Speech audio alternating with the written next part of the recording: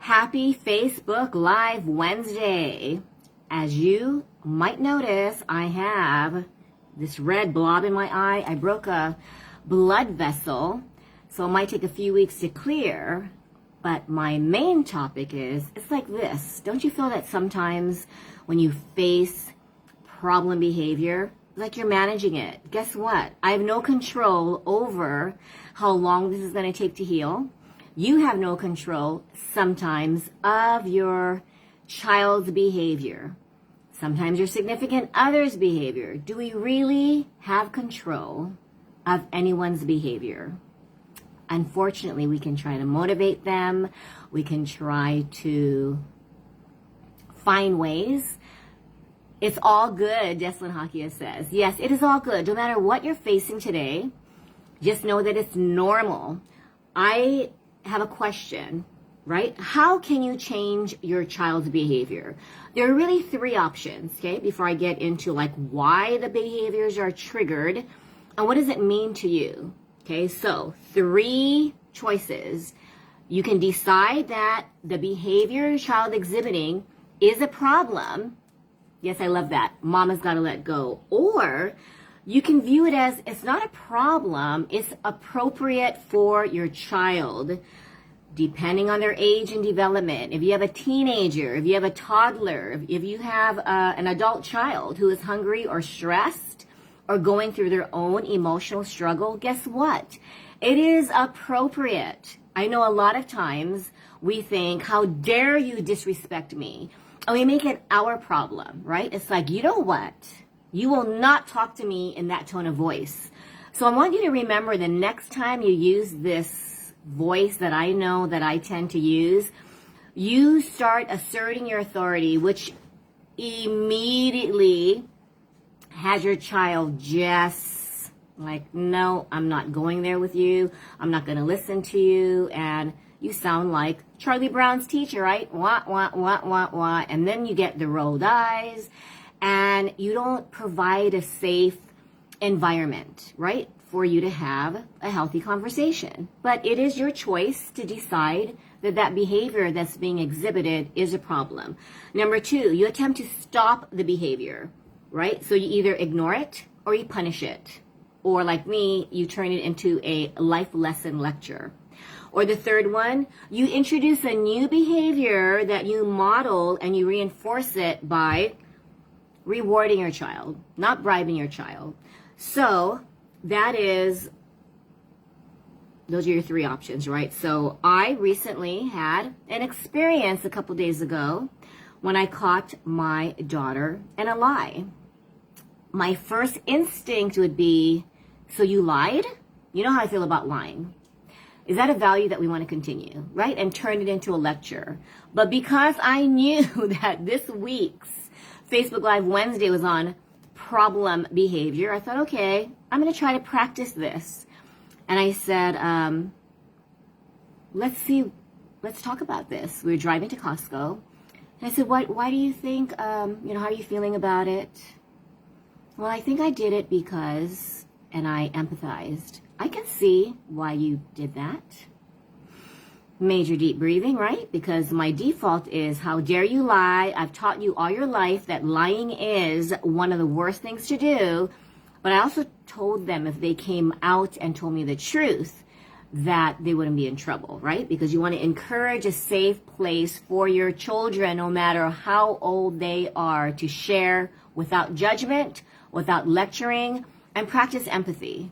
Yes, Deslin, deep breaths are required if you're a parent, you're a teacher, or if you're in any relationship. I know that my role as a parent coach is to, focus on the parenting role, but I've come across people who aren't parents who are, sharing that my mama's got to let go tips actually, benefit business owners, benefit people who are not a parent. Because face it, if you're facing an experience or situation where you need to let go, but you're having a hard time releasing control, it's like you're a parent of your own situation, right? And recently, I've discovered that if you've never really healed your inner child, how do you expect to act like a responsible adult, ready to be results oriented and achieve? Because there's a lot of healing that needs to be done in order for us to even take the steps, right, to deal with whatever we see as a problem. So that's the first thing I want to invite you to see it as. Is it a problem? A lot of us parents would say, yes, temper tantrums are a problem. Rolling eyes are a problem. Lying is a problem, right? Not doing their schoolwork or failing is a problem. So I had to step back and practice what I preach, right? When I found out my daughter lied or sometimes, right, failed, or recently I've shared her hearing that she gave me permission to share. She did not ask for a customer's ID when selling alcohol, and we had to go through this little court hearing. Is that a problem behavior? Then I just step back, right? Because sometimes even engaging in a conversation, what if your child just is like, don't want to talk about it, and just stonewalls you? What do? Right? You can either deep breathe, create space, and just say, you know what, I'm here. If you ever want to talk about it, if you don't want to talk about it, I respect your decision, okay? But what can you do to avoid problem behavior? I wrote down some steps that we can practice, and let me know how these steps result. One of them, of course, is clear expectations. And I've done this even with adult children. In 10 minutes, come downstairs to dinner. Or, do you want to take the trash out, right, at 8 o'clock or at 8:30? So you're giving them a choice. You're not saying, take the trash out, do the dishes, I want you to A, B, C. Then we sound like a drill sergeant, and sometimes the drill sergeant way works. I was talking to my husband about it, and he had some serious discipline, even with a whip. They owned horses. And he said, but it worked for me, And I told him it worked, but and I'm trying not to judge, I said, yeah, sometimes yes, people, kids of all ages, even adults, if you're threatened to be fired, you'll step up. But does resentment start to build in? Are you doing it out of your own choice, or are you doing it because you want to avoid the punishment? So I casually asked, so did you end up lying? Because I think as a child, it's natural to lie. Yeah, why did you lie? To avoid getting in trouble. And that's when I realized I hit a huge milestone with my daughter when she decided to confess her lie, and I did not react. Did that take a lot of discipline on my part? Big time. But I knew that if I didn't want to damage the emotional connection, and lately, right, words like EQ and making sure that emotionally bond, or you're going to create mental health issues, then you have the other side. We can't be coddling. We can't be creating entitled individuals. And it really is a fine line, right? Because when you view it as a problem behavior, ask yourself, whose problem is it? Because your child is going through it's their natural journey. They are going to be assertive, be oppositional, be defiant, and sometimes just not listen. So as a parent, you instill that, you know what, this is my household. There are some negotiables. True, there are some negotiables. Your child will need to A, B, and C. Well, what happens when they don't? I was doing a little role playing, and every single time my husband Thomas came up with something, right? Like, so you didn't do your homework, what are you going to do? I believe in you. Well, I don't believe in myself. And I was that oppositional child. Well, I sure you'll know what to do. I don't know what to do. Did you contact your teachers? I already did. Well, at least you left a paper trail. Well, actually, I lied. I didn't do it. And then he was just like, I said, exactly. So what do you do? And he goes, so what do you do? And I said, well, I'm not saying that this is a magic answer, but when we just provide unconditional love and support by listening and being there without providing solutions, without making sure that they are accountable, without making sure that we are like the parent and I'm going to make sure that you are going to do what you're supposed to do. What does that message send to your child? So I asked Chelsea, and I wrote it down on a piece of paper, and I said, what do you think at your age? You know, I'm doing managing problem behavior. Why do you think kids and even adult kids, why do you think they argue, or why is there a problem? And she said, in that enlightening 19-year-old brain of hers, you know, I think we lash out because it's easier to lash out than communicate. I had to write that down. Wrote this down on a little Post-it because I thought, that is true. And as an adult, we do that, right? We feel triggered, and it could be reminding ourselves of a situation, and we feel incompetent. We feel that we are not being respected or heard. We're feeling judged. And sometimes I'm noticing it's me who is judging me. So I get upset when my daughters or my husband say something. And then I think, whose problem is it? You know? Because we cannot force destiny. Someone told me that, and I'm like, wow. Those are two powerful words to just contemplate and sit on. We cannot force destiny. And that's not to say that they are destined to fail. They are destined to fill in the blank, right? Because as a parent, you think, I want them to take a shower. I want them to wash the dishes. And I want them to do it now. And then I thought, and what does that mean? Why does it have to be done now?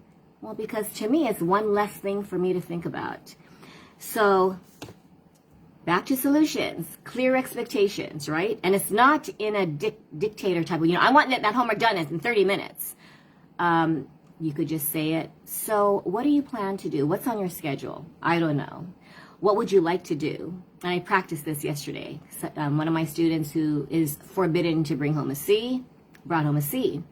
And I said, what do you think is, what made you get the C? Is it like homework? Is it quizzes? And he goes, I don't know. I don't even know how the teacher grades. Is there a way to find out? Yeah, we can actually look on Infinite Campus. I said, okay. Next Tuesday when I come, you want to look at that? And we can see, like, where is it? He's like, okay. And I thought, wow, how simplistic. I didn't say, you got to see, well, what did you not do? And it's the tone of voice. It's the message that we send. And it truly is making the child, whether they're 3 or 33, making them feel heard and not criticized, which can be a fine line again. You think that you are being a parent and being the authority and motivating them and saying the right things, but then they don't see it that way. So your words are not motivating. Your words are actually crippling their emotional state of mind because they think, well, I guess I'm failing if I'm getting a lecture. They don't believe in me. So what can you do? Well, avoid negative attention. So when you raise your voice, when you criticize, when you lecture, and you know, I know this intellectually, but it is hard to practice. Deslin just wrote, yeah, childhood insecurities can become adult insecurities because when, say, suppose your boss says something and you think, oh my gosh, this feels like when my teacher, you know, scolded me, or my mom used to say, you know, you're just so messy. And then as adult, that does, you know, if someone says, oh, look at your car, or you look at your car and you think, my mom would be yelling at me now. You know, my dad would be saying this, and they're not even alive. My dad's not even alive, and I hear him lecturing me in his own words of wisdom, dad-like advice. And I thought I have to stop doing that. Otherwise, it does affect our emotional and mental health. So, ignoring wisely, I was accused of like letting go too much, not really focusing on fixing the problem. And the problem could be, you know, watching my daughter not doing what they're supposed to do. And then step back. What are they supposed to do? Society puts so much expectations. They're supposed to be getting up at a reasonable hour. We're supposed to be having a schedule so that we are accountable and we achieve our goals and we don't procrastinate and we make sure that we don't waste our time. And lately, I've been realizing that wasting our time, it's totally subjective. What one person considers a waste of time can be another person's way of just resting, recuperating, and a way to re-energize when we're burnt out. Sometimes we don't even know we're burnt out. Or sometimes I think, I didn't really do anything. And then I look back and I think to myself, well, I did tutor. It was only 2 sessions, but I had to mentally prepare. I had to go through the frustration when the children, when my students act up, or they deflect, or they become, I get sucked into procrastination, right? And then I think, was that a waste? Was that a waste of time, right? If I'm at a park and it rains and my student is focused on the rain for 20 minutes and I think I'm supposed to be working on curriculum, I'm supposed to be doing what I'm getting paid for. And then I think, you know what? Just connecting with this child, listening to what he has to say. And you remember now, I'm working with kids who go, you know what, Miss Karen, you know what happened? You know what happened? No, what happened? What happened was that, you know what happened? No, what happened? Well, look at that dog, because we are at a park. So what happened was that, wow, look at that cloud. And I'm thinking, I am wasting time. We have a schedule. I need to work on, how to recognize letters, how to draw letters. And my student goes, wait, listen. And I'm realizing my goal is to listen, make him feel heard, and not focus on how stressful it is to reach these academic achievements of maybe phonics or letter identification, okay? So really look at what the objective is on the problem behavior, because sometimes, we give disproportionate consequences. I'm going to say that again, disproportionate consequences. I had a child who had his brand new iPad taken away for a year, and I've done that. It's like you take the phone away for a week, they mouth off, you know what, you're making it 2 weeks. They mouth off again, you're making it 3 weeks. You want the phone permanently taken away? Yes. Destin said healing versus being harsh. Huge thing that can really affect changing behavior, even healing. And when you heal, the problem behavior will diminish and become non-existent because, number one, your mindset is not on fixing the problem. Your mindset is on, what is the message behind the problem? Is it because they're stressed? Is it because they're paralyzed? Are they overwhelmed? Are they just sleep deprived? Are they questioning your authority because they feel that what they say doesn't matter, right? And I've been talking to parents who, well, I'm the parent. What I say goes. They need to know. So when they're in a place of authority, when they are an adult and they work, but guess what? Your child is not an adult.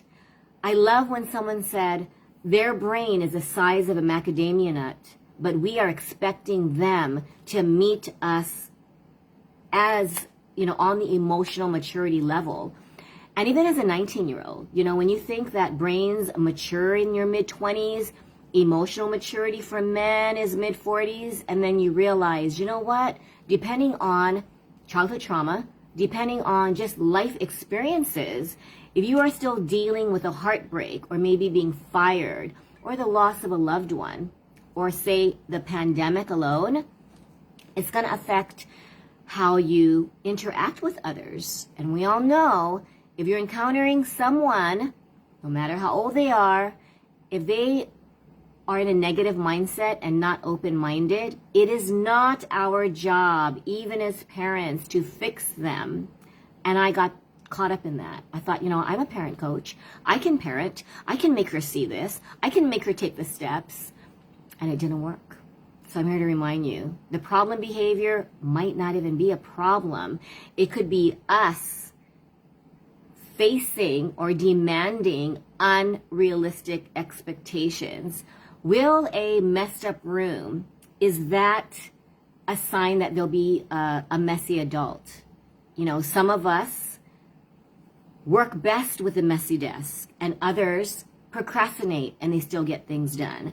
But really look at why you view it as a problem and why is it triggering you, right?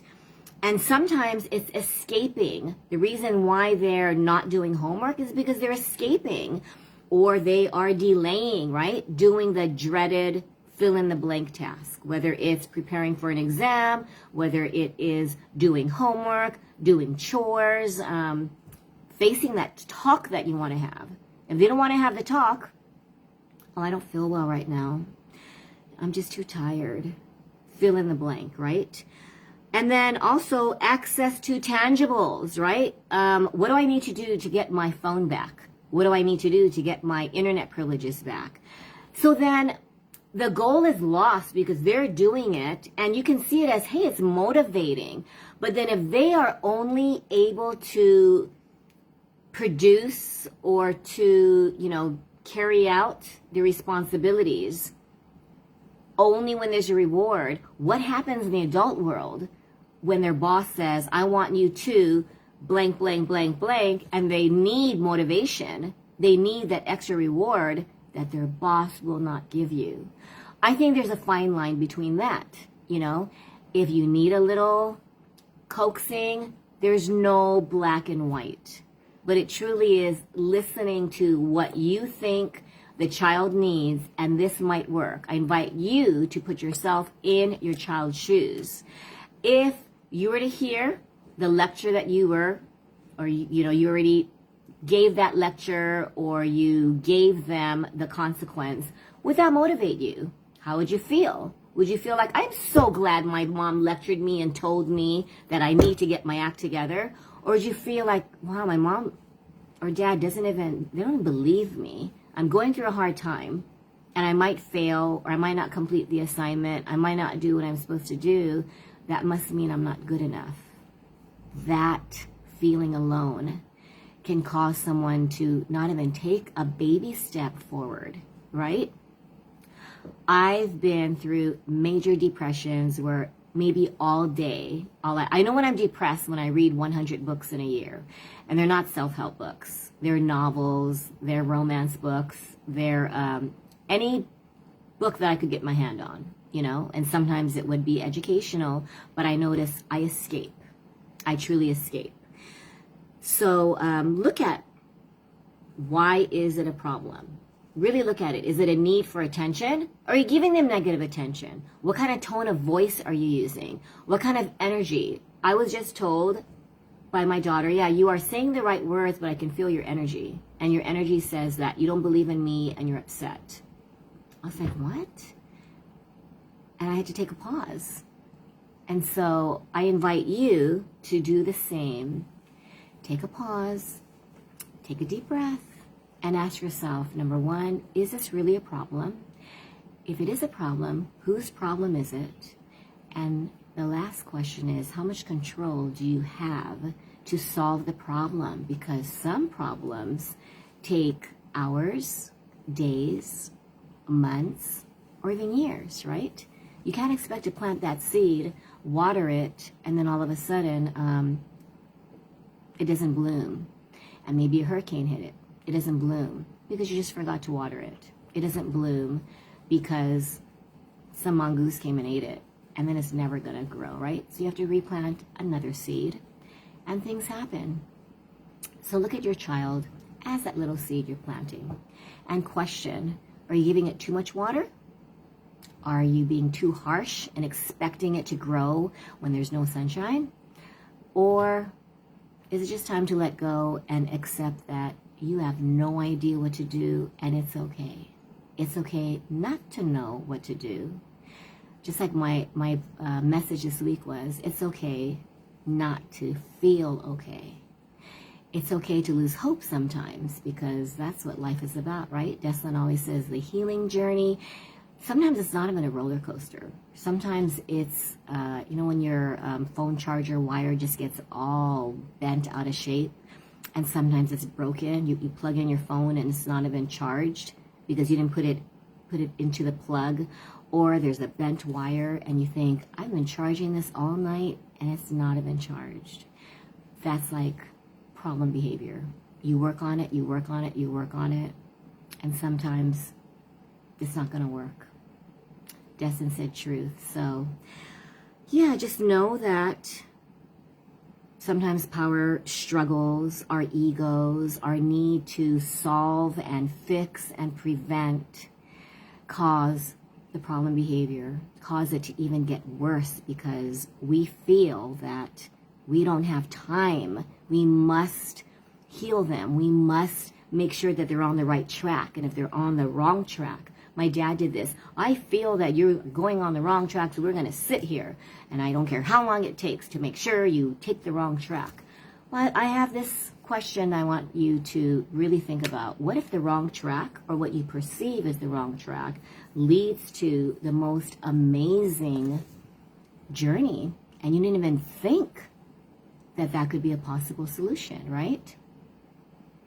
Who would have thought, my husband's in the room, who would have thought that someone who barely, right, you've given me permission to share, someone who barely graduated from high school is now, doing something that most people would say requires a college degree, requires many years of experience, on the job. And then you realize there are different paths.